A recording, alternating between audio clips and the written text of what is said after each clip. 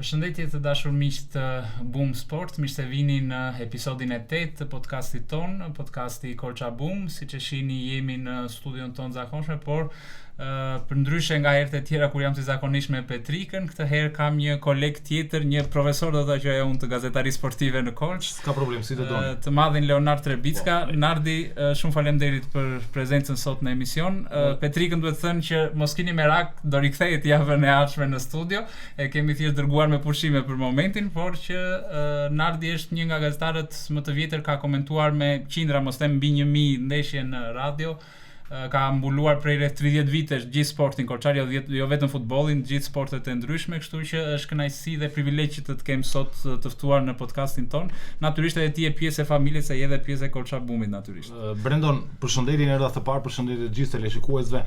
Përshëndetje edhe Petrikës, pavarësisht se nuk ka këtu. Shpresoj që të qëndroj sa më gjatë me pushime që dhe unë ta zvendësoj sa herë që ai mungon, por kjo është diçka që me të vërtetë më vjen mirë që është një nga emisionet fillestare, por emisionet më të bukura dhe do të ketë një shikueshmëri për vetë faktin sepse në Korçë duan sportin, e duan më shumë se çdo gjë tjetër, ose më mirë, Korçës vetëm sporti ka mbetur, kështu që normalisht shpresoj që ta ndjekin moment pas momenti aq më tepër të rejat më të fundit që vinë nga ky emision, të rejat të cilat duan të dinë tifozët, duan të dinë të gjithë ata që e duan sportin dhe duan të dinë të gjithë ata që qëndrojnë me Korça Boomin. Suksese dhe vetëm suksese. Shumë faleminderit Nardi, edhe ti për fjalët dhe për përgëzimet dhe natyrisht jemi pritur sa herë që të duash edhe pa e mos ketë merak edhe Petrika, se mos të ndërpres pushimet të parakohë. Ta bëj mirë vendin e Petrikës, jam i gatshëm dhe kam informacione që mund ta bëj një gjë të tillë, por jo si Petrika. Këtë ta deklaroj. Ai është unik në stilin e vet. Dhe tifozët dhe ndjekësit tan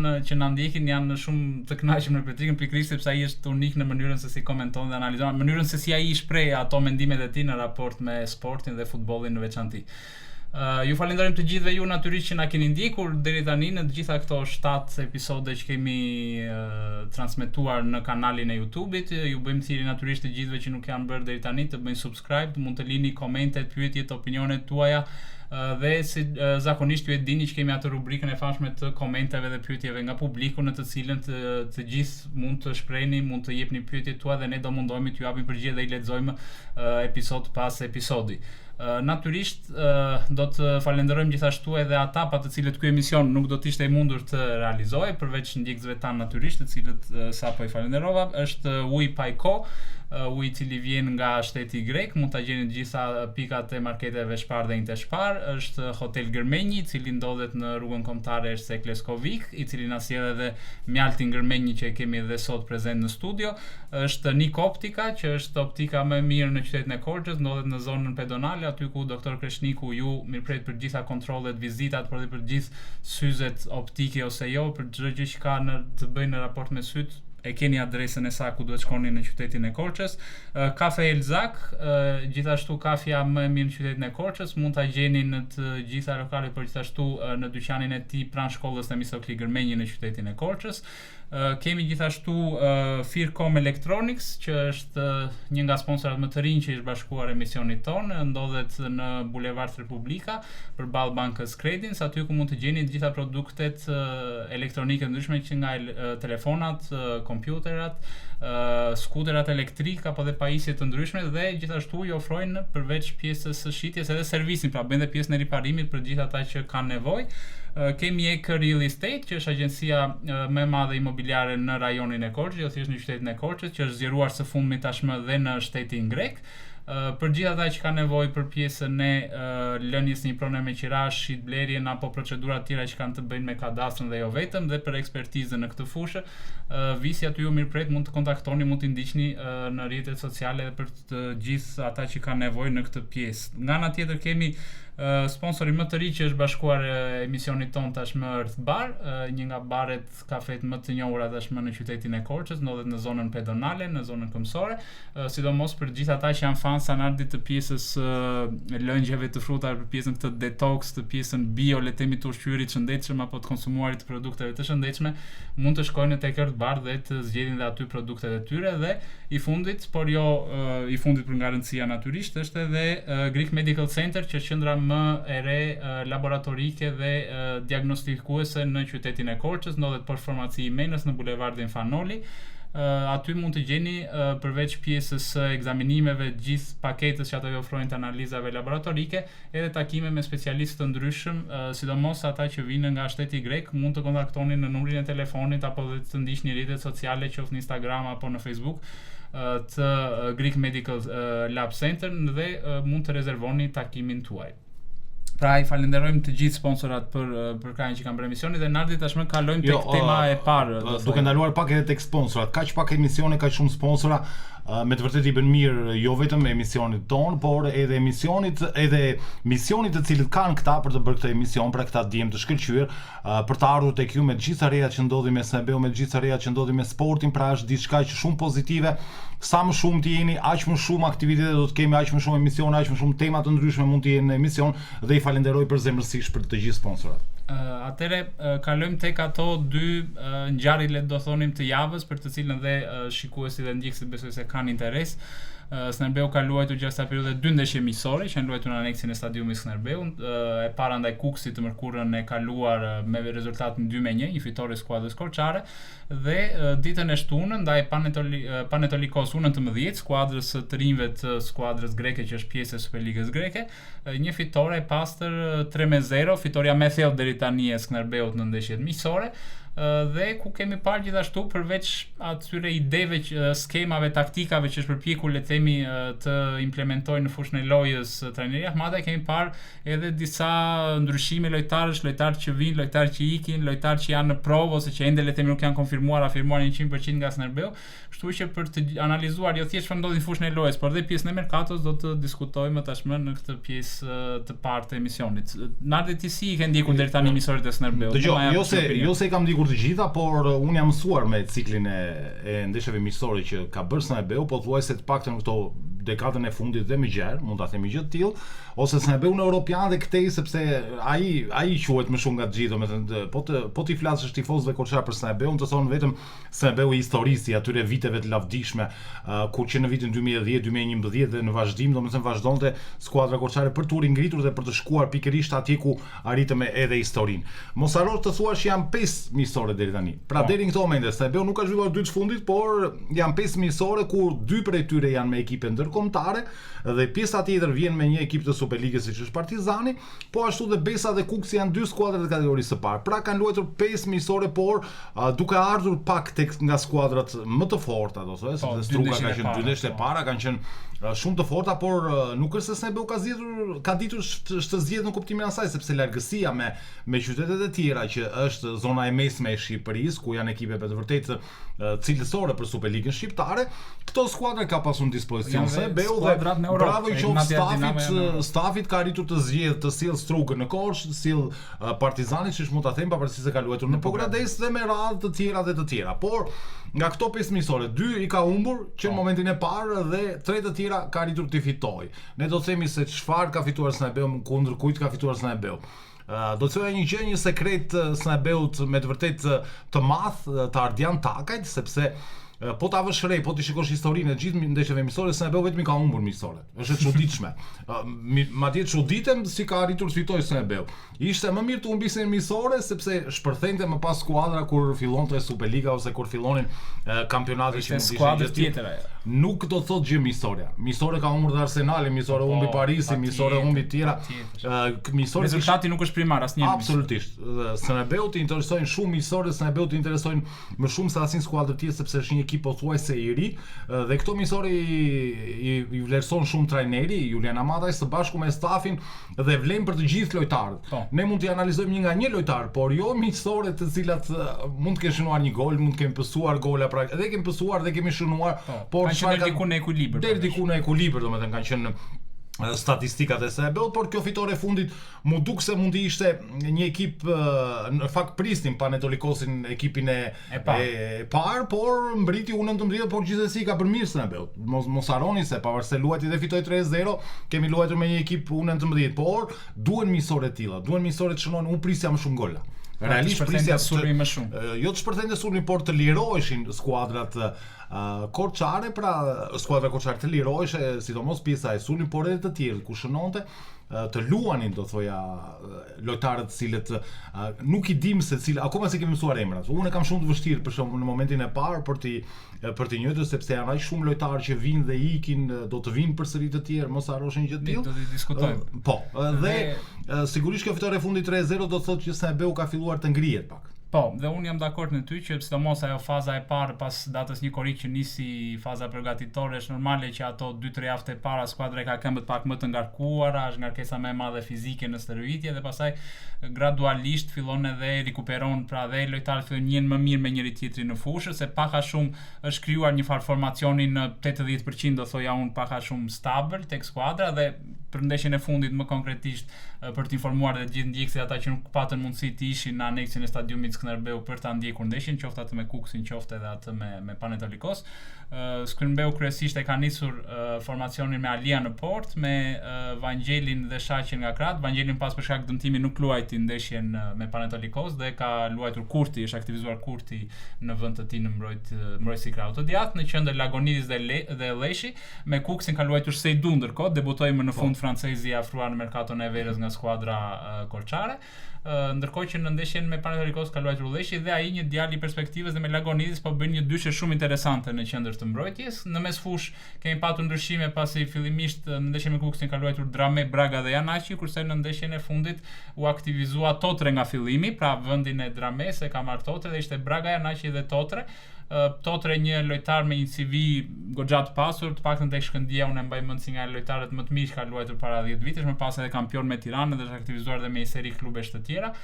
Ka pasur dhe një episod ndeshjen me Kuksin, nëse të kujtohet që kemi nxjerrë dhe ne në Kolçabum atë episodin atë 11 metrit të diskutuar me Lamellarin, që ishte një episod që bë viral do thoja unë në rrjetet sociale. Megjithëse ishte një ndeshje miqësore dhe kuptohet 11 metra të tillë, pastaj janë momente midis lojtarëve që tregon që ndonjëherë edhe pse miqësore nuk ju humbet lojtarëve ajo grinta brenda vetes. Domethënë kanë atë egon që duan ta fitojnë atë 11 metrash. Dhe në pjesën e sulmit me Kuksin ka luajtur Bismarck nga fillimi, i shoqëruar në atë kohë nga Deklan dhe nga Shkëmbi, mirëpo në ndeshjen me Panetolikos për shkak të problemeve fizike, një tërheqje që ka psuar në kofsh sulmuesi që sulmuesi kryesor i Skënderbeut, nuk është aktivizuar nga trajneri Ahmataj në këtë ndeshje dhe ka luajtur Veliçkovski, i cili dhe ka shnuar, u bën 2 ndeshje radhazi mos gaboj që Veliçkovski është duke shnuar gol, pasi dhe me Kuksin dhe me Panetolikos ka shënuar.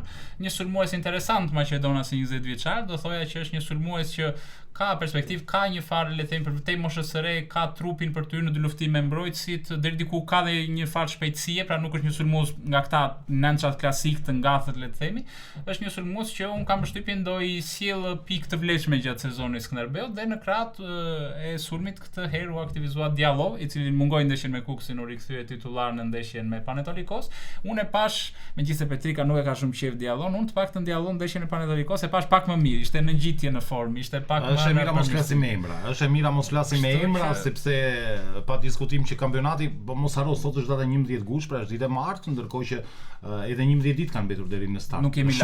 Shumë pak kohë dhe Skënderbeu duhet vrapojë. Lojtarët duhet vrapojnë për të zënë vendin dhe prandaj thash që në fillim po ta shikosh vetë formacionin të gjithë, por për gjithë tifozët kolçar një pjesë të emrave, jo një pjesë, po 70% e emrave nuk i njohin. Po, sepse janë të rinj, afro këtë merkato, duhet të mësojnë. Nuk e dim dhe prandaj është kjo grinta e cila ndodh, sepse lojtarët vrapojnë të zënë vendin, si në sulm.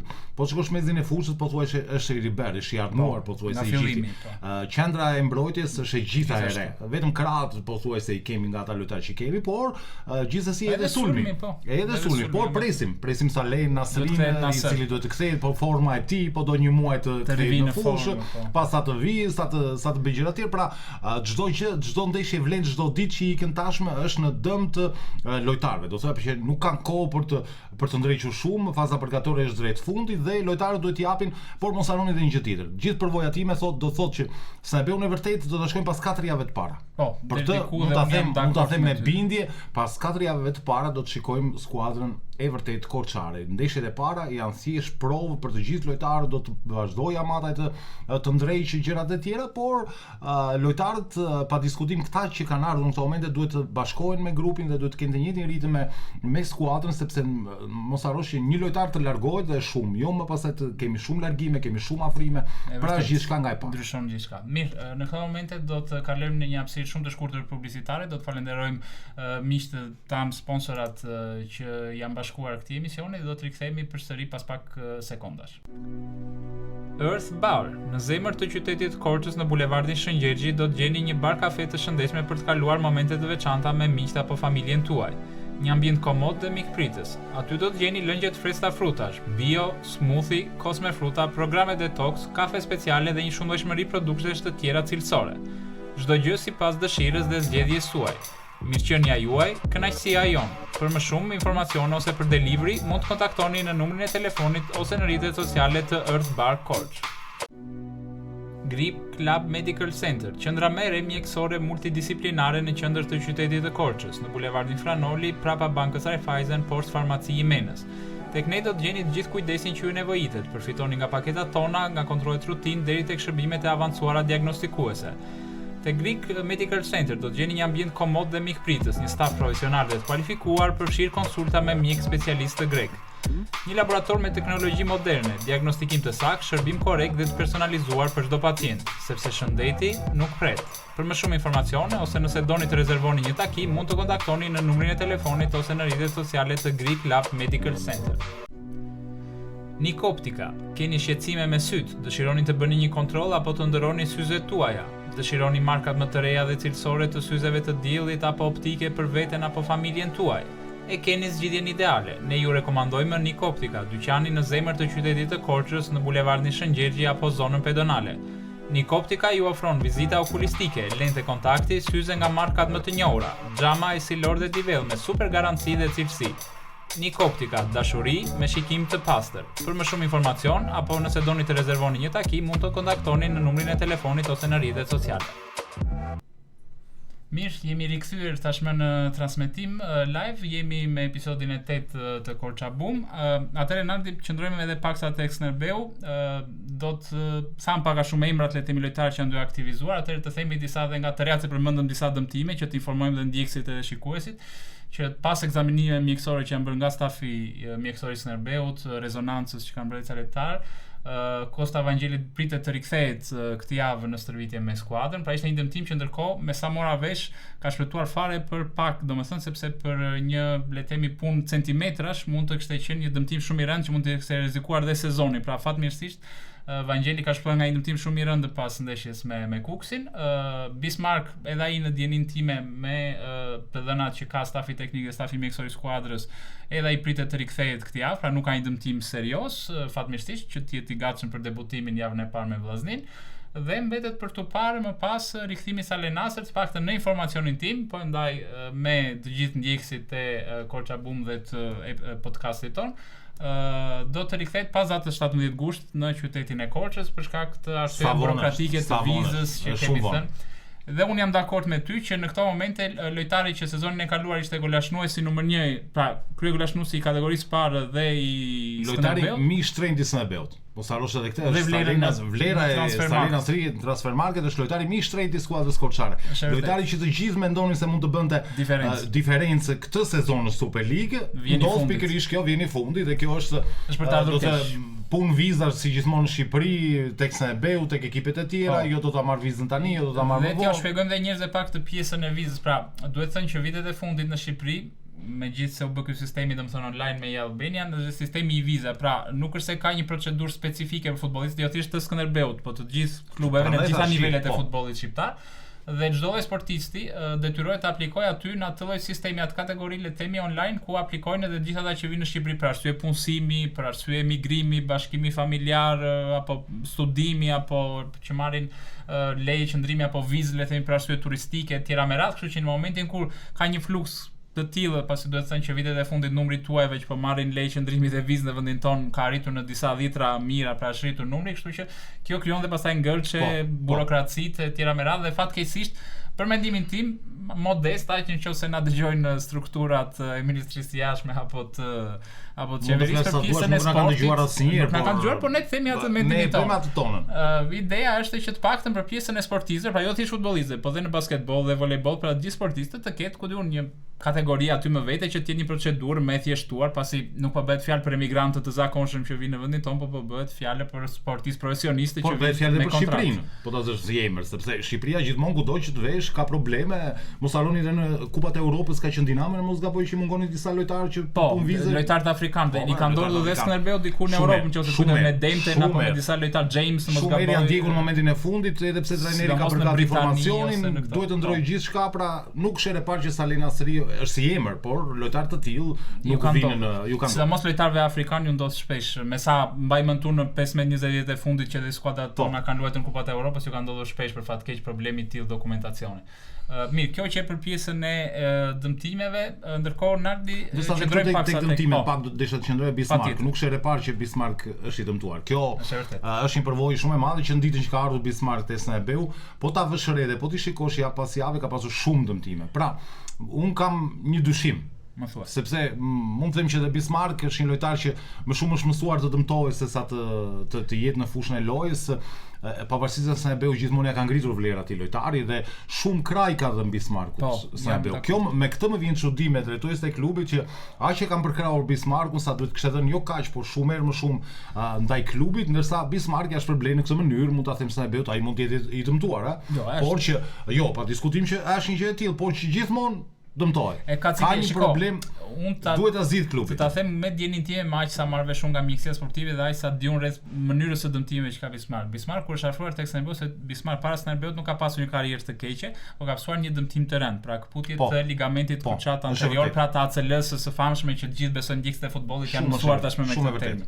Ka futbollistë që kanë në futbollin madje pas dëmtimeve të tilla, s'po shkoj edhe në emra të mëdhenj që mund të përmendim. Kështu që Bismarck momentin që është afruar tek Skënderbeu ishte ky risk që para 2 vitesh kur afruat tek Skënderbeu, megjithatë sezonin e parë tek Skënderbeu me Gvozdenovic dhe më pas me Gjokër, Bismarck me sa mbaj mend turnë ka humbur shumë pak ndeshje për shkak dëmtimi. Nuk e di nëse atë vit pati ndonjë fat të madh. Afër fundit filloi që pati probleme Bismarck. Po gjatë sezonit rrallë është dëmtuar dhe më pas ai sezon i mirë që bëri e çoi tek Vllaznia që çon Muazin, pastaj tek Vllaznia pati probleme të brendshme tek skuadra për tej pjesës së dëmtimeve që dha aty pati dëmtime. Kështu që është me risk dhe un kam përshtypjen prandaj drejtuesit janë duke marr masat. Jo thjesht me Veliçkovsin, por edhe me emrat e tjerë që do na thuash një lajm ekskluziv më pas pak. Ndoshta pak më vonë edhe për merkato që mund ta kem, por kjo e Bismarckut më çudit vërtet, sepse është një lojtar i cili klubi dhe unë e them edhe një herë për atë klubi po jep shiritin e kapitenit për t'i dhënë një stimul edhe për ta furnizuar dhe shiriti kapitenit të Skënderbeut. Duhet të dinte që ta vlerësonte edhe më shumë, sepse edhe dëmtimet pse kanë ardhur. Është kjo pasa, ana tjetër e Bismarckut. Në djenin time mund të jetë nga ushqimi ose nga mënyra të tjera, sepse këto lloj dëmtimesh muskulare në këta lojtarë që janë dëmtuar me ACL, thash, nuk jam mik sportiv, nuk pretendoj të bëj kompetenti në këtë fushë, po me ato njohuri sa kam unë, nga sa kam lexuar, nga sa jam informuar, në këtë lloj tipologjie lojtarësh, pas dëmtimeve të këtij kalibri, të këtij niveli, dëmtimet muskulare janë shumë të shpeshta, pra duhet një kujdes shumë i madh, duhet një përqendrim, një fokus shumë i madh si në stërvitje, si në dietë dhe në kujdesin, në rikuperim, sidomos se futbollistët ndonjëherë shumë kur nuk rikuperohen si duhet. Prandaj edhe këtë do ta ketë parasysh. Bismarck domethënë dhe po them siç i ka ndodhur Bismarck, kjo i ka ndodhur edhe të tjerëve, kështu që është një lloj specifike që duhet dojnë kujdes shumë të madh ndjekje domethënë nga ana e stafit mjekësor të klubit në mënyrë që lojtarin ta kesh të gatshëm dhe ta kesh të disponueshëm gjatë gjithë sezonit, sepse mund të kesh momente të caktuara kur ti mund të bësh një farë rotacioni, ta lësh pushim, pasi këta lloj lojtarësh me këtë lloj dëmtimi e kanë të vështirë, edhe pse e ka kaluar para disa vitesh, nuk është se e ka kaluar tani së fundmi Bismarck, po edhe pas disa vitesh ai është një lloj dëmtimi që të lë gjurmë në karrierë, domethënë në këmbë në këmbët e tua si futbollist. Shpresoj që herë tjetër të mos flasim për dëmtimet e Bismarckut dhe lojtarëve. Unë uroj Bismarckut sepse edhe para disa episodesh e me Petrikën, sepse në mos gabojnë na kishin shkruar dhe ndjekësit dhe komentuesit tanë dhe në YouTube, pra për pjesën e Bismarckut, dëmtimet dhe ajo që ne i urojmë pra është që Bismarck dhe për të mirën e Skënderbeut, jo thjesht për të mirën e Bismarckut vetë natyrisht si individ, se nuk i urojmë dëmtimin askujt, por që edhe për të mirën e klubit, ideja është që Bismarck duhet tregohet shumë i kujdesshëm le të themi në pjesën jo thjesht të stërvitjes, por edhe të pjesën tjetër le të themi që një futbollist profesionist në ditët tona duhet ta ketë, pasi kjo është një nga ato elementet që shkaktojnë shumë dëmtime. Edhe me një fjali doja thoja atë që është fazë përgatore. Po, edhe kjo ka një ngarkesë dhe ndoshta. Edhe ky mund të jetë një faktor ndoshta që ka ndikuar. Dhe do zoti janë dëmtimet e fundit. Dhe unë mos kemi më pas kur të ulet ngarkesa, ulet ritmi i ekipit SB dhe hyn tashmë në fazën taktike, pra aty ku duhet luan rolin kryesor trajneri Mataj së bashku me stafin e tij, dhe unë shpresoj që gjatë të gjithë sezonit mos kemi sa pak dëmtime të jenë aq më mirësh për një skuadër. Dhe me qenë te taktika, më pëlqej pak trajnerin Mataj te taktikën. Një trajner që duhet thënë ka pasur disa kritika që në momentin që u zgjodh si figurë, dhe mos pasaj deklaratës famshme që bëri në Korça Bum në lidhje me objektivin e skuadrës. Unë me sa e kam parë në ndeshjet miqësore, Mataj më duket një trajner interesant që le të themi taktikisht është duke u munduar ta vendos skuadrën më të mirë, ka përdorur disa skema, herë 3-5-2, herë 4-3-3, herë 4-2-3-1. Kam përshtypjen do qëndroj te kjo 4-2-3-1-shi në momentin e parë të debutimit. Për momentin le të themi mbetet për të parë nëse, domethënë edhe me afrimin e Nasër kur të vijë, nëse kush do të jetë titullar, është rregulli i famshëm i federatës me lojtarët U19 që duhet aktivizohet me detyrim 45 minutat e para nga minuta e parë. Kështu që për momentin favorit është Shkëmbi, duhet të thënë që Shkëmbi dha dhe një asist te goli i tretë me Panetolikosin, hyri u aktivizua në pjesën e dytë. Graz tani nuk është duke marrë le të themi shumë minuta, për momentin është midis Shaqes dhe Zenullarit, dhe ata dy lojtarë natyrisht të akademisë, po në moshë mbi këtë 19 vjeçare që është detyrimi. Kështu që për momentin nuk është se ka ndonjë emër tjetër nga të rinjtë, le të themi, të paktën në dijenin time, nuk e di ti nëse ke ndonjë informacion tjetër, nëse do afrohet dikush tjetër nga të rinjtë. Do të ishte mirë të ishin edhe më shumë se një. Për mua do të ishte mira që të ishte edhe më shumë se një, por jo vetëm 45 minuta, por 90 minuta me detyrim për të gjithë ata. Siç është në kategorinë e parë dhe kategorinë e parë i bën mirë futbollit shqiptar. Unë lexova edhe një intervistë përpara një dite që një nga trajnerët e ekipit kombëtar pa diskutim që ka vlerësuar, por një më duket shumë pak. Sidomos ajo skema e vjetshme një që duhet ishin edhe të gjithë tuaj, mos gaboj domethënë. Ishte pa limit, ajo ishte gabimi më i madh për mua që të vinë lojtarët e huaj dhe të luajnë të gjithë në një ekip futbolli. Atëherë koçi i bie akademiko, që ke akademiko, që ke një skuadër futbolli me të pretendosh që të kesh sa më shumë shqiptar. Për mua ekipet shqiptare i bëjnë shqiptarët më shumë. Pra duhet të kesh nga akademinë, kesh një bazë të ëndën. Pastaj okay, normal jetojmë në epokën globale, normalisht do kesh lojtarë tuaj, do kesh talentet tuaj, mund të promovosh sa duash, po jam me ty që lojtarët le të themi vendas, po them thjesht vendas në kuptimin lokal, po shqiptar, domethënë mund të jenë jo thjesht nga Korça, nëse marrim rastin e Skënderbeut, mund të jenë edhe nga rajonet tjera të Shqipërisë apo dhe ana sjellta. Kështu që ideja që jam me ty që skuadrat që kanë një farë bazë, le të themi, nëse kujtohet dhe Skënderbeu i madh, po deri diku dhe Ignatia në këto vitet e fundit, janë ato ekipet kampione që marrin në thonjza më të mirë të kampionatit, marrin në thonjza ata shqiptarët më të mirë dhe pastaj e komplementojnë, e plotsojnë me të huajt cilësor që afrojnë ato skuadra që kanë dhe mundësitë financiare natyrisht ta bëjnë një gjë të tillë.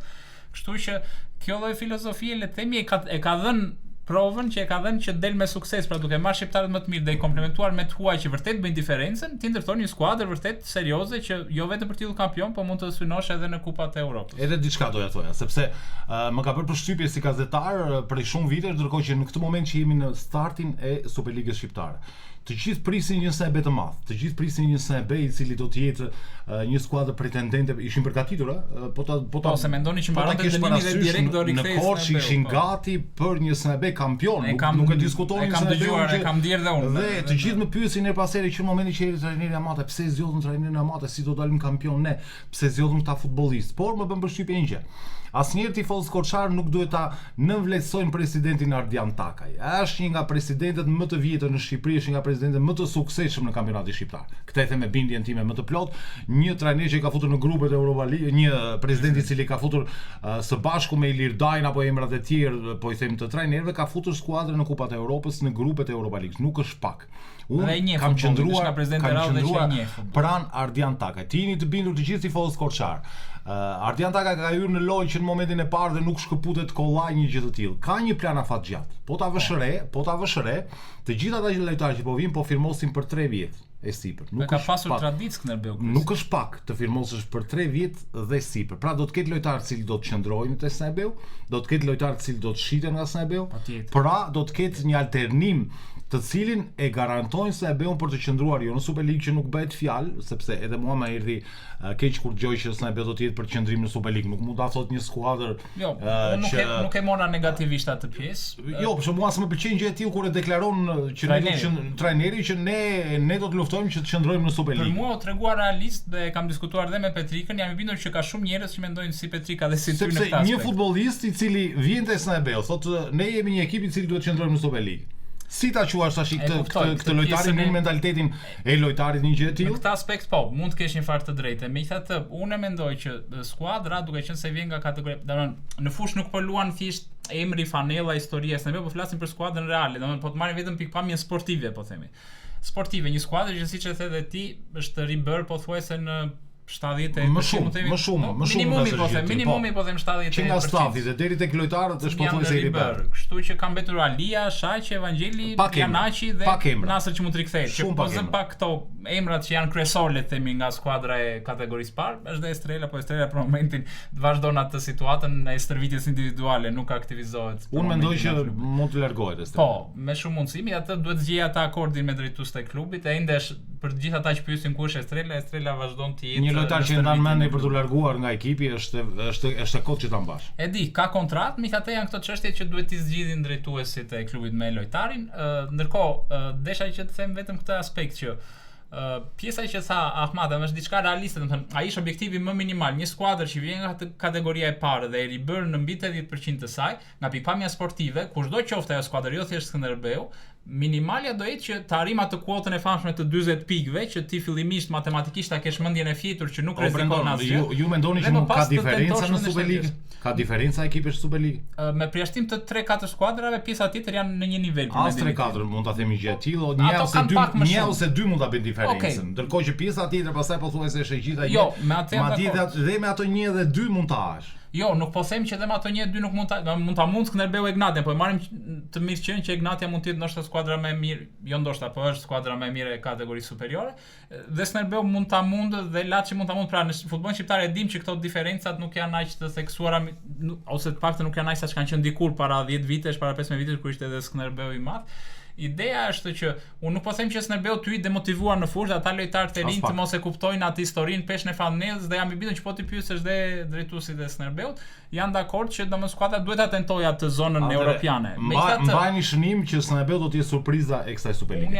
Unë jam në vendin e Petrikës që unë jam me ty, por shumë kohë do të ritakojmë sërish. Ideja është me këmbë në tokë sepse me këmbë në tokë, pa diskutim. Sepse e thash atë sepse këtu kemi pasur skuadra dhe ti që edhe më i vjetër se unë i ke dëgjuar dhe i ke kaluar gjitha dhe ke kushtet disa shkrime ke bër, sa skuadra mban mend ti, s'po zë emra me gojë se dihet skuadra të vogla që kur hynin në fillim sezonit në Shqipëri në Super League, skuadra që mbas se kishin fituar atë titull kampion në historinë e tyre, thoshin ne jemi për Europë, ne jemi për titull dhe ne jemi për këto. Dhe në këtë aspekt, prandaj thash që ti jemi me këmbë në tokë që të mos krijojmë pritshmëri të rreme në kuptimin këtë e kisha tek tifozët, unë jam bindur që dëshira është e madhe, dhe dëshira ime dhe jotja dhe gjithë është që Skënderbeu të ketë. Tifozët janë mësuar me Europën, nuk janë mësuar me ti kampionati shqiptar ju duket në Korçë, ju është bërë kështu, ju është bërë si simptoma. Gjashën Skënderbeu do të synoj gjashën. Gjashën e parë. Unë jam me ty që objektivi real është ajo. Pavarësisht se domethënë trajneri e tha atë për të krijuar një le të themi atmosferë që të mos ketë le të themi presion skuadra. Unë jam i bindur që ai e tha për këtë arsye, megjithëse në Korçë duhet të thënë që historikisht tifozeria nuk është se ka ushtruar presion ndaj stafit apo skuadrës, ka qenë një ambient shumë i qetë ku mund të punohet në mënyrë komode. Dhe ajo që doja të bëja një thirrje, meqense pak më herët bëra një thirrje, desha të bëj një thirrje tjetër që tashmë që po aktivizohen edhe lojtarët e rinj dhe numri skuadrave, lojtarëve që federojnë skuadrat të shtuar deri në 25-26 për 25, të paktën federata të marr masat që meqense ka ndryshuar këtë të mos flihen më tashmë 3-4 lojtarë në tribunë, por të jenë të disponueshëm në stol pasi trajneri mund të dojë të aktivizojë dhe pastaj eviton dhe shumë pak kënaqësi që thotë pse më le mua në tribunë, pse le atë të tjera me radhë. Pra nga 21-shi klasik që vazhdojnë pra 11 në fushë dhe 10 në stol, nuk i kushton gjë besoj të shtojë edhe 3-4 vende në stol, nuk besoj se kushton dhe ndonjë investim ekonomik të zgjerosh stolat e stadiumeve me 4 vende. Që janë diskutuar. Po që është një vendim që për mendimin tim Federata Shqiptare e Futbollit duhet ta marrë në fillim të këtij sezoni të ri. Mirë, do të kalojmë tashmë në një pauzë të dytë publicitare, do të falenderojmë të gjithë miqtë dhe sponsorët tanë që mbështesin emisionin dhe do të rikthehemi më pas përsëri në studio.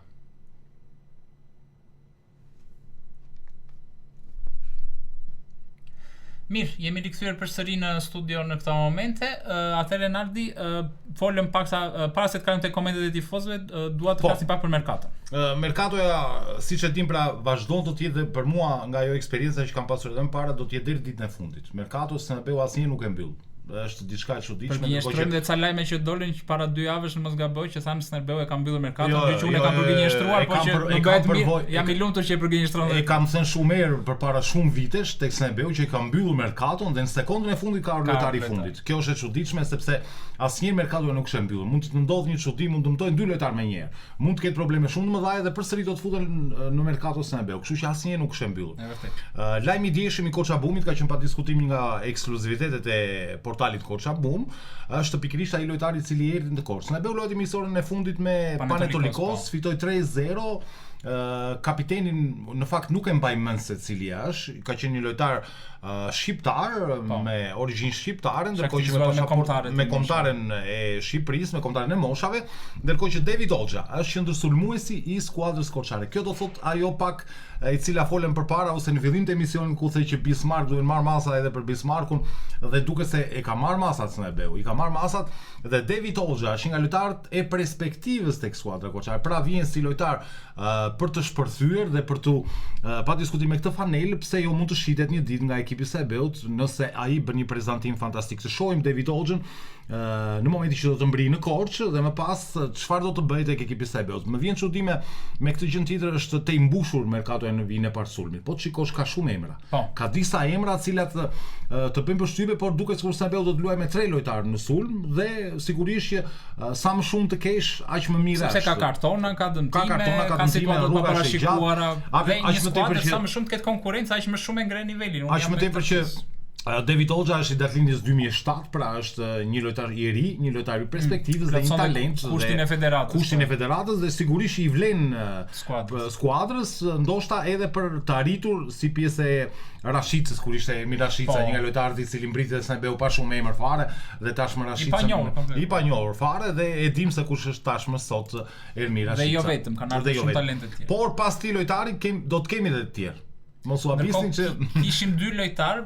Ti mund na thuash për ata që mund të vinë, po të prekim pak se ata 2 që ne pam në ndeshjen me Panetolikosin, që kanë dalë dhe tashmë edhe në media, që janë pjesa e mbrojtësve të djathtë, pra për momentin janë 3 mbrojtësa të djathtë në diskutim. Duhet të thënë që si Kurti, si Doda, pra duhet të thënë që është afruar së fundmi tek Skënderbeu javën e shkuar Massimiliano Doda me origjinë nga Mirdita në mos gaboj dhe është rritur kryesisht në Itali në futbollin në kategoritë e ulta të futbollit italian, është aktivizuar tek Palermo në serinë C dhe D dhe më pas në Sampdoria gjithashtu në mos gaboj dhe më pas është aktivizuar së fundmi deri në sezonin 2024-25 tek Dukla e Pragës në Superligën Çeke, pra në Republikën Çeke.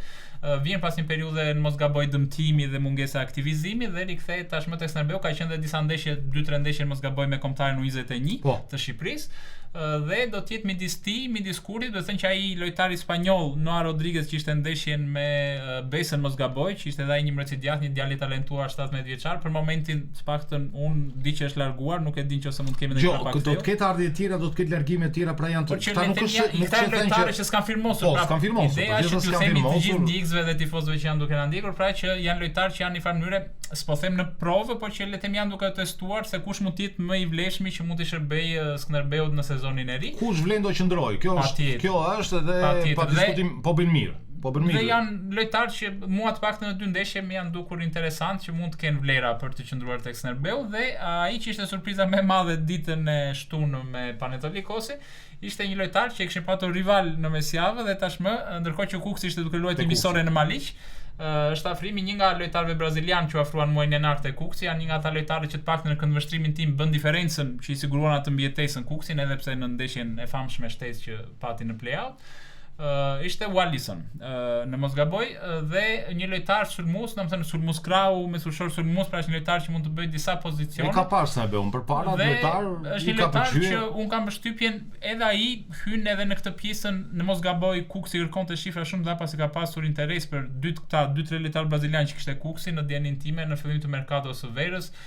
Si nga Flamurtari, si nga klubet e tjera nga rajoni, nga Kosova dhe nga Maqedonia. Skënderbeu është i dashuruar më shumë me Kuksin, kështu që normalisht në këtë moment e ka vendosur le të themi një farë marrëveshje, ka shumë të afërt bashkëpunimi dhe shumë lojtarë që janë dërguar në Vallëzim dhe kanë firmosur në Kukës, kështu që me sa duket marrëdhëniet e mira midis 2 klubeve, midis drejtuesve të 2 klubeve kanë mundsuar dhe afrimin e Alisson, i cili mbetet për tu parë le të themi, domethënë pozicioni ku do të aktivizojë përfundimisht trajneri Ahmate, pasi na bën një lojtar fantazisht, pasi për mendimin tim derisa të vi në formën Nasër, kur të vi, pra po themi që sa të marr formën në shtator, kam përshtypjen nga tetori mund ta shohim formën reale të Nasër, do jetë prezent me skuadrën, po s'do jetë në gjendje të luajë 90 minuta, kjo është ideja. Të paktën mendimi im, dhe duhet parë Wallison dhe Totre të paktën këta të dy në skuadrën aktuale më duken atë fazën sulmuese, mbetet për të parë më pas sulmuesi tjetër afrikan dhe Diallo se si do të luajnë në kampionat, po të paktën nga miqësorët ose nga ato çfarë kanë parë dhe sezoni i kaluar te Kuksi brazilianit, më duken Totre dhe braziliani dy lojtarë që mund të bëjnë atë 1-1, pra mund të bëjnë atë driblimin, krijimin e superioritetit numerik ndaj kundërshtarit dhe janë lojtarë që mund të zgjidhin me një aksion të caktuar le të themi ndeshjen dhe i shikoj lojtar me shumë vlera domethënë në këtë fazë ku ndodhet skuadra dhe shpresoj që ta ngrenë akoma më shumë nivelin e tyre në vazhdim. Mirë, do të kalojmë paksa në këtë moment edhe tek komentet që ju të dashur ndjekës dhe shikues keni bërë në episodin e javës së kaluar. Do të shohim atëre, kemi një nga komentuesit e zakonshëm Lefteri Zguris që e përshëndesim, i cili ishte dakord me Petrikën. Është shumë aktiv edhe në Po, shumë aktiv, e di që komenton shpesh dhe thotë nuk kam kurajë të them për rivalë, sepse po diskutonim dhe javën e kaluar paksa këtë pjesën e rivalëve objektivi, thotë vendi 6. Pra, deri diku edhe shikuesi që na ndjek mendojnë që le të themi skuadra mund të tentojë deri në vendin 6, nuk është thjesht për mbijetesë. Jo mund, duhet tentoj. Duhet, po, patjetër. Kemi Irdi Bujari, gjithashtu një ndjekës tjetër shumë besnik të emisionit nga Shtetet e Bashkuara të Amerikës, që e përshëndesim gjithashtu. Dhe kishte një pyetje, a ka ekipi ynë një lider që e merr ekipin për dorë dhe e çon drejt fitores? Për sa i përket Bismarck, është shumë sulmues i fortë, sulmues që mban dy mbrojtësa, po sulmues që merr shumë kartona. Pra merr më shumë se sa mbrojtësat që e mbulojnë, por si thot Petrika, le të shpresojmë më të mirën. Jo, lider është presidenti Ardian Takaj për mua. Edhe në fush pa diskutim un kam shumë besim. Nuk e di pse kam të besim, ndoshta kam të tepruar, por duke ja ditur që vit pas viti ka ditur të ngrej skuadra të mëdha, mendoj që pa diskutim edhe këtë vit do të ketë një skuadër të madhe. Për mua nuk ka nevojë të ketë një lider. Jo, un kam shtypin lider, nuk është thjesht në kuptimin lider shpirtëror, pra lideri, kapiteni i skuadrës. Jo, nuk është puna kapiteni, mund të ketë lider nga ana sportive, pra si lojtari më cilësor ai që mund të bëjë diferencën. Mund të jetë Marko Alia. Mund të jetë Marko Alia. Po, mund të jetë Marko Alia, portieri Marko Alia, një nga shtyprat kryesore. Madje pas një kontrate 3 vjeçare ka firmosur sërish me ekipin e saj Beut dhe mendoj që është portier shumë cilësor dhe ai mund ta udhëheqë skuadrën drejt sukseseve që mund të ketë në këtë Superligë, pa diskutim, por që do të jetë lider, mendoj ai që nuk e di nëse do të kemi një gol shënues apo jo. Ajo është ideja. Unë kam përshtypjen Irdi, kam përshtypjen Irdi këtu. Ai që do të shënoj, unë pretendoja dhe mendoja që do të kishim Salen Nasri të madh në Superligë, që do të shpërthente, por me këtë kam një dyshë shumë të madhe, shumë të madhe me vonesë, por të shohim mund të ketë ndonjë talent tek ekipi i Beut, i cili mund të shpërthejë më një herë dhe do të themi që ai ka një lider. Por unë mendoj që sa më shumë lidera të ketë pothuajse në çdo pozicion që të fushës, aq më mirë për një skuadër futbolli. Dhe mendoj që sigurisht që stafi ka menduar për të pasur sa më shumë grindë tek ekipi, tek lojtarët në pozicione të ndryshme dhe më pas për të bërë atë liderin. Për mua Beut është grup. Po, dhe unë totalisht dakord, është dhe është shprehje e famshme, e mban mend Ilirdhaja ja u vinte edhe lojtarëve atë parullën e famshme, kështu që grupi primon mbi të gjitha. Kemi pyetje tjetër nga Adi, është një ndjekës që të paktën me sa më mund komenton për herë të parë dhe na pyet kush mendoni se është blerja më e mirë e Skënderbeut në këtë merkato, po themi merkato s'ka përfunduar akoma. Do të shohim futbollistin. Po nga këta që janë deri tani, që janë afruar deri tani. Unë do ta them një, po ti thuaj një ose dy, mos e them thua një. Nuk e di, mund të mos them dhe asnjë, por mendoj që këta talentet që po vinë, unë kam shumë besim që ndonjëri prej tyre do të shpërthejë që në momentin e parë. Dhe duhet ta shikojmë sepse janë vetëm ndeshje miqësore në kampionat duke skuadra e vërtetë. Dhe atje do ta shikojmë pas 22 gushtit çfarë do të bëjë Beut.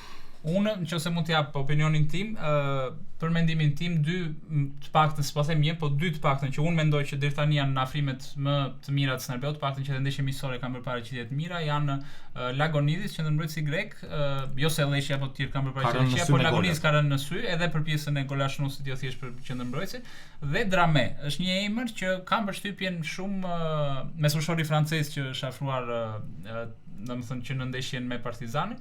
Pavarësisht se nuk u aktivizuan mos gaboj ndeshjen e fundit me Panetolikos, sepse preferoi ta mbante në stol, aktivizoi disa lojtarë të tjerë në Jahmataj. Kam përshtypjen është një lojtar që në Superligë është një lojtar nga këta që bën edhe shkatrusin edhe box to boxin, pra ka dhe vertikalizimin e mirë të paktën me aq ndeshje sa kam parë tashmë në miqësore, dhe un kam përshtypjen mund të jetë një surprizë pozitive në këtë sezon Drame. Kalojmë tek Kucisto, I cili kuptohet na uron për emisionin urime për emisionin Petrika, bën një podcast goxha pozitiv dhe suksese sa më shumë për ecurinë e Dinamos. Me sa duhet kemi një tifoz të Dinamos që na ndjek, nadi se nuk është se na ndjek vetëm tifoz të Snerbeut, na ndjek vetë Partizani dhe unë jam I dashuruar me Ilir Dajën, kështu që pa diskutimi nga trajnerët më të mirë për mua në Shqipëri. Nëse do të duash një opinion timin, është se Dinamo po shkon kaq larg vetëm prej Ilir Dajës. Unë jam me ty, jam dakord. Jam 100% I bindur për të gjë, madje edhe ndeshjet që po luante në Europë Ilir Daja dhe thosha do ta kaloj, më pyesin do ta kaloj, pse e kalon Ilir Daja. Domethënë jam aq I bindur sa e kam njëjtur me Snerbeun këtu me rënje me dhëmball Ilir Daja dhe e di se çfarë bën Ilir Daja. Në ka trajner I cili lexon një skuadër kundërshtare është vetëm ai, një emër. Jam dakord. Dhe për pjesën e shortit le të themi, pasi kuptohet sezonin e kaluar eliminoi Hajdukun, nuk dihet pra pjesa nëse Dinamo kalon turin me Audën, duhet të thënë që ka humbur ndeshjen e parë, do ta cekim pak më vonë në pjesën e fundit të emisionit. Pra Gjensili, që është tifoz I Dinamos, mendon që Dinamo ka një shans me Salzburgun apo Pafosin nëse kalon Audën, nuk është se le të themi është e pamundur dhe nga ana tjetër pastaj për pjesën e kampionatit, përveç kampionatit të shkuar që ai mendon që Dinamo ja la kampionatin e Gnatias, është opinioni I tij. Mund të kundërshtoj tek Tirana, I cila sipas tij pasi episodin e kaluar unë dhe Petrika thamë që Tirana do të jetë një nga skuadrat pretendente këtë sezon, por sipas Gjensilit Tirana do jetë përmbjetesë me gjithë Vllaznin këtë vit. Nuk e di si e shikon ti, por vetë për të parë. Kjo me Vllaznin, së bashku me Vllaznin. Dy emra shumë të mëdhenj. Po, dy emra shumë të mëdhenj, por që megjithëse duhet të thënë Tirana shente me atë merkaton e bllokuar, ka humbur ka 6 gjyqe për momentin që bllokon. Jo, nëse do të pyesësh në këtë moment. Po ka bërë skuadër interesante, edhe trajnerin e huaj që ka marrë, një trajner me CV. Bredon, ka të drejtë. Nëse do pyesësh në këtë moment, në gjithë Shqipërinë, kush janë dy ekipet që mund të dalin pavarësisht del një? Kush janë dy ekipet që janë pretendentë për të dalë nga Superliga, sepse njëra bën play-out. Po. Dhe tjetra është e dal direkt. Kush janë dy skuadra, do të thonë të gjithë do të thonë ata ekipe që ngjiten nga kategoria. Snerbeu dhe Laçi. Kjo është një praktike, do të thonë Snerbeu dhe Laçi, por gjithmonë nuk është një gjë e tillë. Po ta vësh re asnjëherë pothuajse nuk ka ndodhur, është raste unikale që dy skuadra të cilat ngjiten pa diskutim që mos I quani të lehta. Jo, mund të mos jetë Vllaznia, pa diskutim një gjë e tillë, por ka ekipe të tjera plot dhe varet nga icuria që ka bërë, nga merkatoja që ka bërë, nga ajo që pritet tek skuadra. Mund të jetë një skuadër e cila është mirë investuar shumë, por që nuk ka suksese, nga ajo të shohim dhe të presim, pra nuk mund ta themi një gjë të tillë që në këtë momente. Po, kalojmë edhe tek komentet e fundit. Gesti Alusha që e përshëndesim, thotë trajneri tha që do luftojmë për qendresën në superiore, a do të mund të shkojmë në top 4. Pra, është ajo që diskutuam pak sa më herët, pra që dëshira është ajo, objektivi real është ajo. Kur e thot trajneri që do të jemi përmbjetës, unë nuk jam kundër asaj, do të jemi me këmbë në tokë. Në 6, thuaj, në 6 të jemi, në fillim pastaj 4 javë më tej, pastaj ose Kupa e Evropës. Jo, se duhet të thënë që si vjet sepse e cekët dhe ne të kaluara, jo, është përveç 6-s që ndajt kampionati 6-4, mund të zësh dhe nga vendi 7 Europën, pasi nëse një nga 3 skuadrat e para fiton Kupën e Republikës, nuk është më si dikur që vendi 4 shkon direkt, por luan vendi 4 me vendin e 7 dhe vendi 5 me vendin e 6, kështu që mund të hysh dhe nga vendi 7, mund të kemi çndira të tilla. Dhe komenti I fundit I Dashmir Bylykbashit, mos gaboj kishte komentuar dhe herën e kaluar, e përshëndesin. Urime për emisionin, ju përshëndesim nga Shtetet e Bashkuara të Amerikës, kemi shumë që na ndjekin nga Shtetet e Bashkuara nga jashtë. Kanë shumë dëshirë ta njohin Snerbeun. Po, dhe nuk e lënë më janë këta tifozët e vjetër që pavarësisht distancës ju ku diun. Po kush nuk e do Snerbeun? O Brenda, kush nuk e do Snerbeun? Atë fanelën parë dhe kuqe janë lutur me shqiptar pafund nga Tirana, nga Durrësi, nga Elbasani, kanë qenë jashtë nga Dibra edhe nga Kosova. Ishin të dashuruar me Snerbeun. Snerbeun ishte skuadra e cila nderoi gjithë Shqipërinë, nuk nderoi Korçën, por Snerbeun ishte I Shqipërisë. Dashmiri në fakt thot nuk e kam parë nga afër këtë ekip të ri të Snerbeut, por jam I zgënjur nga rezultatet, të paktën me Besën dhe Kuksin, thot duhet të ishin më shumë gola, qofshë e gabuar, por ky ekip nuk më bin sepse të gjitha ekipet janë shumë më lart se ne, qofshë unë I gabuar, por me këto rezultate, gjithsesi thot me shpirt natyrisht uroj Snerbeun në ekipet më të mira. Unë në fakt për te pjesës së rezultatit, është ajo që tham, në misore nuk janë primare rezultatet, sepse mund të duket sikur janë dy skuadra të kategorisë së parë dhe Snerbeun duhet fillonte me gola. Se Snerbeun nëse do të kishte mundur Besën 4-1 dhe nëse do të kishte mundur Kuksin 5-1 do të ishte skuadër super. Të paktën me logjikën e ndjekësit, domethënë, ajo do ishte një tregues sipas tij që mbase do jepte pak më shumë optimizëm. Shumë të mirë, ka ndihmuar shumë trajnerin ajo që ka parë edhe me 2 gola, çfarë I ka munguar Snerbeut, pse nuk kemi shënuar gola të tjerë, ku duhet të ndryshoj, pra është diçka është një tregues tjetër, ajo e cila e shikon trajnerin, nuk janë golat ato që madhsi I misor. Unë edhe unë jam me ty, jam dakord me këtë mendim. Kalojmë në një pauzë tjetër të shkurtër publicitare dhe rikthehemi më pas përsëri me pjesën e tretë të emisionit. Të dashur miq, kemi në këtë moment edhe një ofertë për ju për gjithë ndjekësit e emisionit tonë që vjen nga Fircom Electronics, një nga sponsorit dhe mbështetësit tanë, i cili për këtë javë, ashtu siç javën e kaluar ju ofruam një iPhone që ishte në ofertën e javës, për këtë javë Fircom Electronics ju ofron këtë laptop që është Dell, pra një laptop i markës Dell me RAM 16 GB për procesor i5, i cili vetëm për ndjekësit e emisionit tonë në Fircom Electronics mund ta gjeni për çmimin okazion 27.000 lekë të reja. Pra për 27.000 lekë të reja, ky laptop mund të bëhet i juaj, mund të shkoni pranë dyqanit Fircom Electronics dhe mund të shikoni aty për këtë laptop për gjithë ata që janë të interesuar, po mund të shikoni gjithashtu dhe për pajisje të tjera elektronike, qoftë laptop, qoftë telefon apo të ndryshme të cilat mund t'ju interesojnë. Pra, për adresa për tek Fircom Electronics mund t'i kontaktoni në numrin e telefonit ose në rrjetet sociale ose për gjithë ata që duan të vënë ta shikojnë konkretisht në dyqanin e tyre përballë Bankës Credits në Bulevard Republika. Fircom Electronic Store, dyqani pajisjeve elektronike dhe të telekomunikacionit më cilësore në Korçë. Ndodhet në qendër të qytetit në Bulevard Republika përballë Bankës Credits. Në dyqan do të gjeni telefona, tableta, pajisje elektronike smart, skutera elektrik dhe aksesorë të ndryshëm të markave më të njohura ndërkombëtare me çmimet më të mira. Fircom ju ofron gjithashtu shërbime të ndryshme riparimi dhe servisi për pajisjet tuaja, transport në të gjithë Shqipërinë. Përfitoni nga ofertat tona dhe vizitoni dyqanin ton ku stafi do të jetë në dispozicionin tuaj për të plotësuar çdo kërkesë. Për më shumë informacione ose për porosi mund të kontaktoni në numrin e telefonit ose në rrjetet sociale të Fircom Electronic Store. Kafe Elzak, kafja juaj e preferuar që prej vitit 1992. Tek Elzak mund të blini dhe të degustoni kafe ekspres, kafe turke, bustin, kakao, çokoladë dhe një shumë llojshmëri produktesh të tjera. Dyqanin Elzak mund ta gjeni në qytetin e Korçës, rruga Konferenca e Pezës pranë gjimnazit Themistokli Gërmei. Kafe Elzak, kafja që të bën të ndihesh i gjallë. Për më shumë informacion mund të kontaktoni në numrin e telefonit ose në rrjetet sociale të Kafe Elzak. EK Real Estate, agjencia imobiliare më e mirë në rajonin e Korçës dhe tashmë edhe në shtetin grek. Dëshironi të gjeni shtëpinë e ëndrave për ju dhe familjen tuaj, apo ambientin ideal dhe të përshtatshëm për biznesin tuaj. EK Real Estate ju ofron opsionet më të mira në treg për zgjidhjen e pronës tuaj të ardhshme. Tek EK do të gjeni një seri shërbimesh të ndryshme për prona në shitje, blerje dhe me qira, vlerësim pasurisht të palujshme dhe konsulencë profesionale, asistencë specializuar për pajisjen me dokumenta hipotekor. EK Real Estate ju bëni zgjedhjen, ne ju japim zgjidhjen. Për më shumë informacion mund të kontaktoni në numrin e telefonit ose në rrjetet sociale. EK Real Estate më shpejt, më saktë, më sigurt. Mirë, rikthehemi tashmë përsëri në transmetim për pjesën e tretë të emisionit. Atëherë, Naldi për këtë pjesë para se të kalojmë pak te Kupat e Evropës tek Egnatia dhe Dinamo, sepse aty i kemi dhe aktualitetin, ndërkohë pas 2 ditësh, pra ditën e njëjtë në orën 21 do të luajnë të dyja ndeshjet e kthimit në Rogozhin dhe në Elbasan Arena, respektivisht ndaj Audos dhe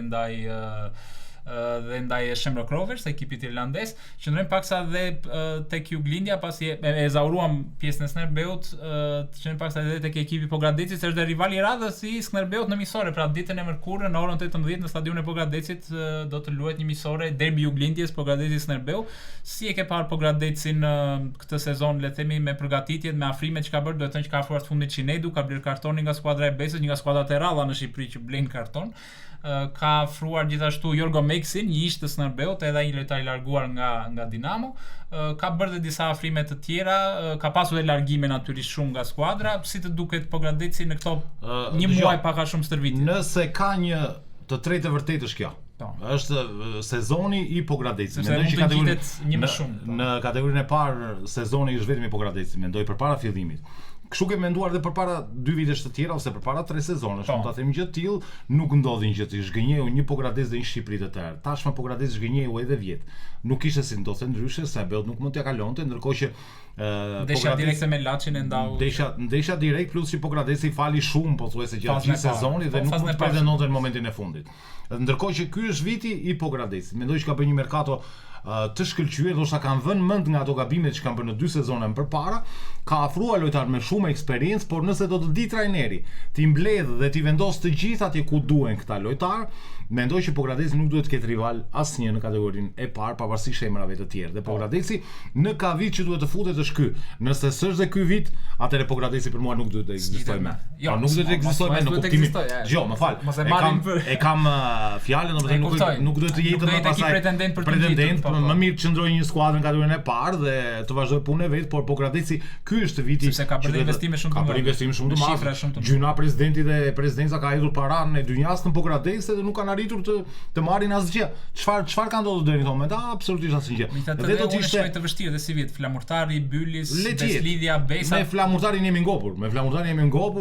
Është një skuadër që bën çfarë bën. Flamurtari. Skuadër modeste Flamurtari kur s'ka miliona atëherë është e rrezikshme. Kur bën gjithmonë kështu që mburret që odhëm kaq milion, kaq Flamurtari dështon. Nuk ma do mendoj ky është viti Pogradeci dhe viti tjetër pastaj mendoj që viti tjetër pastaj do të kemi dy skuadra në Superligë. Patjetër, atë urojmë të shpresojmë të gjithë. Sebeu dhe Pogradeci është diçka shumë e bukur. Shikosh dy skuadra juglindore në Superligë na mungojnë që në 2012. Na mungojnë shumë ne edhe vjet ku nuk kishim asnjë ekip, po ta shikojnë artën e skuadrave të cilat ishin nga Shqipëria e Mesme dhe sipër në veri, ndërkohë që pjesa tjetër e jugut pothuajse mungonte Flamurtari në pjesa tjetër andaj, por që sigurisht vinte keq që mungonin emrat të tillë. Dhe unë shpresoj dhe besoj që Pogradeci këtë vit ka bërë më të mirë në mundshme.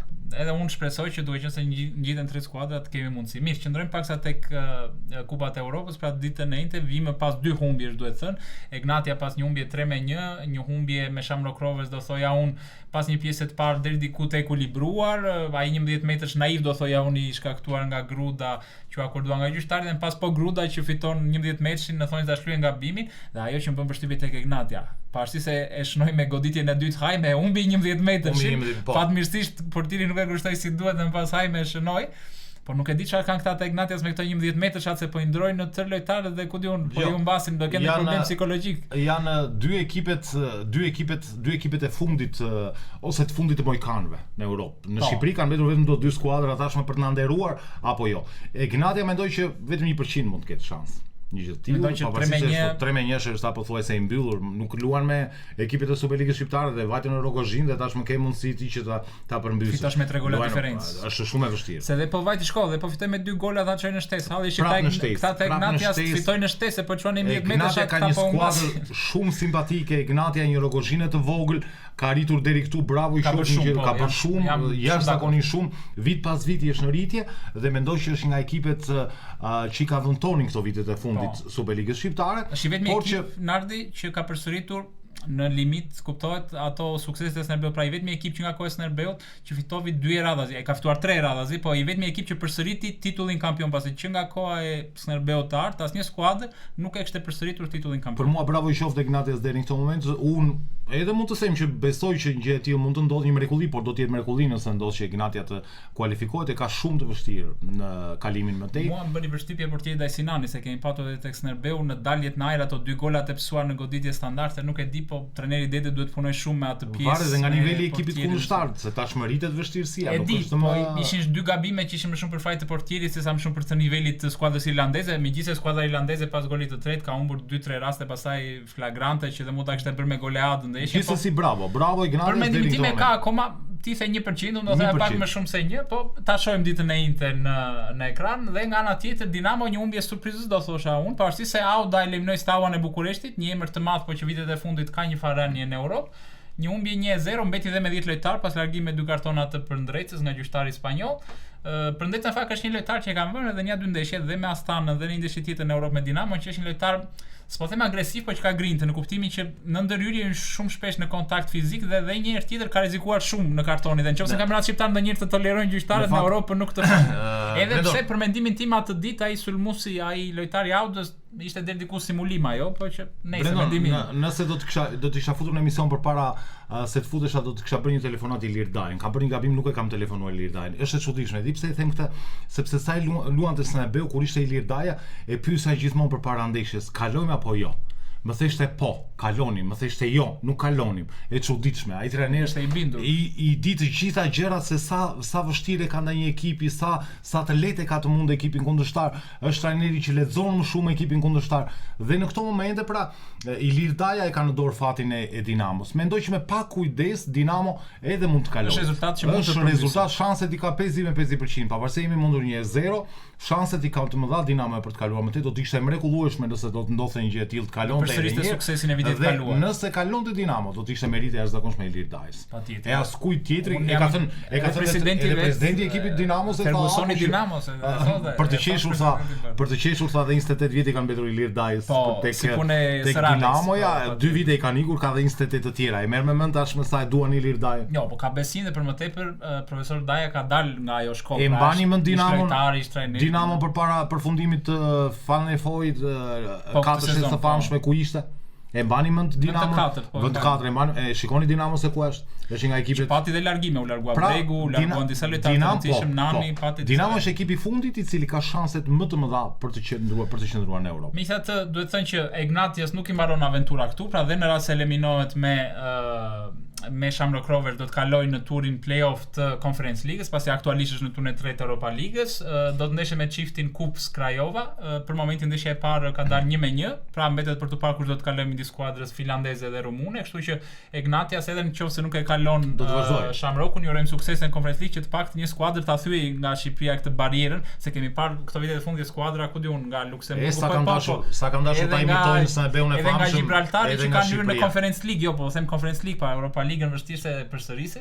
Dhe Dinamo nga ana tjetër ka Pafos Salzburg, edhe ajo është ndeshja e parë në barazim, po ata janë rivalë të një niveli shumë më të lartë se sa rivalët e Ignatias, kështu që Dinamo besoj do e mbyllë në turën e 4, do përsëri suksesin e vjetshëm ku e mbylli me Jablonecin, mos gaboj Polonis, edhe këtë sezon me atë 4 turë, domethënë 3 ture të kaluara dhe nëse e mbyll në play-off të Conference League, për mua janë 2 sezone të suksesshme. Nuk do e konsideroja dështim për Dinamon edhe nëse nuk hyn në grupet e Conference League-s, pasi për një skuadër që ringrihet, nuk vjen nga kampionati shqiptar, pavarësisht se ka një trajner ekspert në stol, po ka rival pasaj që nuk ke çfarë ju bën, domethënë kanë cilësi më të madhe se ty, sepse nuk është thjesht çështje buxhetit, por është çështje niveli dhe cilësisht në fushën e lojës.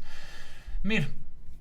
Kam përshtypjen Ardi se kemi ardhur në fund të këtij episodi për sa shpejt kaloi mbrëmjen e sotme. Të falenderoj shumë për prezencën, falenderoj të gjithëve ju të dashur miq që na ndoqët, që bëheni pjesë e emisionit me mendimet dhe opinionet tuaja. Natyrisht ju ftoj të vazhdoni, të bëni subscribe, të bëni like, të bëni komente, opinione, çfarë do lloj pyetje që mund të keni lidhje me Snerbeon, po dhe jo vetëm, dhe do t'ju përgjigjemi natyrisht në episodet në vazhdim. Atëre do t'ju lëm takim për të martën e ardhshme në të njëjtën orë. Deri atëre, miru dëgjofshim. Hotel Gërmenji, po kërkoni destinacionin ideal të pushimeve tuaja apo një fundjavë të qetë larg stresit e zhurmës? Hotel Gërmenji është zgjedhja juaj ideale për pushime të qeta. I rrethuar nga natyra e maleve të Kolonjës dhe pyjet e pishës pranë Gërmenjit, ju ofron terrenin për ciklizëm, ecje në natyrë dhe sporte tjera malore apo aventurës. Hoteli ndodhet në kilometrin e 21 të rrugës kombëtare Ersek Leskovik. Ofron 8 dhoma, një restorant ku shërbehet ushqim vendas bio, një bar, një kopësht, wifi falas dhe pamje piktoreske malore. Për rezervime mund të kontaktoni në numrin e telefonit ose online në platformat e si Booking. Uji Natural Paiko, uji mirë në tregu shqiptar, sjell për ju nga IDDSHPK, lindur në majat krenare të malit Paiko në shtetin grek, pastërti dhe freski që buron nga natyra, të përkushtuar ndaj cilësisë, e gjeni në rrjetin e supermarketeve Spar dhe së shpejti në të gjitha supermarketet e tjera. Zgjidh Paiko, ujin që kujdeset për familjen tuaj. Për më shumë informacion mund të kontaktoni në numrin e telefonit ose në rrjetet sociale.